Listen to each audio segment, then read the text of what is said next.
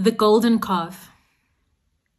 When the people saw that Moses was so long in coming down from the mountain, they gathered around Aaron and said, "Come, make us gods who will go before us. As for this fellow Moses who brought us up out of Egypt, we don't know what has happened to him." Aaron answered them, "Take off the gold earrings that your wives, your sons, and your daughters are wearing and bring them to me." So all the people took off their earrings and brought them to Aaron.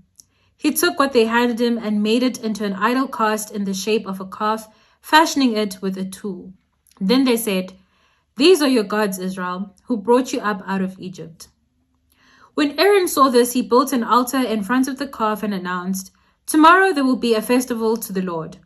So the next day the people rose early and sacrificed burnt offerings and presented fellowship offerings.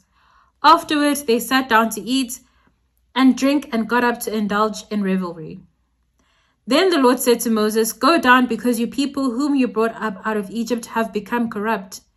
They have been quick to turn away from what I commanded them, and have made themselves an idol cast in the shape of a calf. They have bowed down to it and sacrificed to it, and have said, 'These are your gods, Israel, who brought you up out of Egypt.' I have seen these people," the Lord said to Moses, "and they are a stiff-necked people.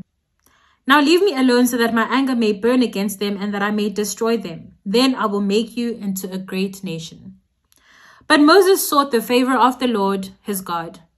"Lord," he said, "why should your anger burn against your people, whom you brought out of Egypt with great power and a mighty hand? Why should the Egyptians say, 'It was with evil intent that he brought them out to kill them in the mountains and to wipe them off the face of the earth'? Turn from your fierce anger, relent, and do not bring disaster on your people. Remember your servants Abraham, Isaac, and Israel, to whom you swore by your own self. I will make your descendants as numerous as the stars in the sky, and I will give your descendants all this land I promised them, and it will be their inheritance forever." Then the Lord relented and did not bring on his people the disaster he had threatened.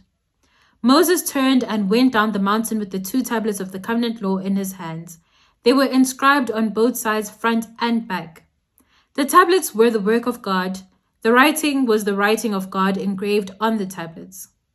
When Joshua heard the noise of the people shouting, he said to Moses, "There is the sound of war in the camp." Moses replied, "It is not the sound of victory. It is not the sound of defeat. It is not the sound of singing that I hear."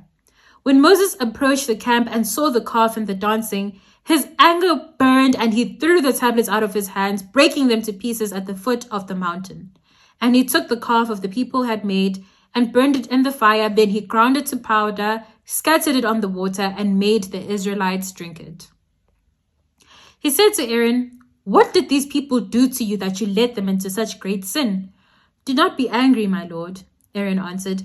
"You know how prone these people are to evil. They said to me, 'Make us gods who will go before us. As for this fellow Moses who brought us up out of Egypt, we don't know what happened to him.' So I told them, 'Whoever has any gold jewelry, take it off.' Then they gave me the gold, and I threw it into the fire, and out came this calf." Moses saw that the people were running wild and that Aaron had let them get out of control and so become a laughingstock to their enemies. So he stood at the entrance to the camp and said, "Whoever is for the Lord, come to me." And all the Levites rallied to him. Then he said to them, "This is what the Lord, the God of Israel, says. Each man strap a sword to his side, go back and forth through the camp from one end to the other, each killing his brother and friend and neighbor." The Levites did as Moses commanded, and that day about 3,000 of the people died. Then Moses said, "You have been set apart to the Lord today, for you were against your own sons and brothers, and he has blessed you this day." The next day Moses said to the people, "You have committed a great sin, but now I will go up to the Lord. Perhaps I can make atonement for your sin." So Moses went back to the Lord and said, "Oh, what a great sin these people have committed.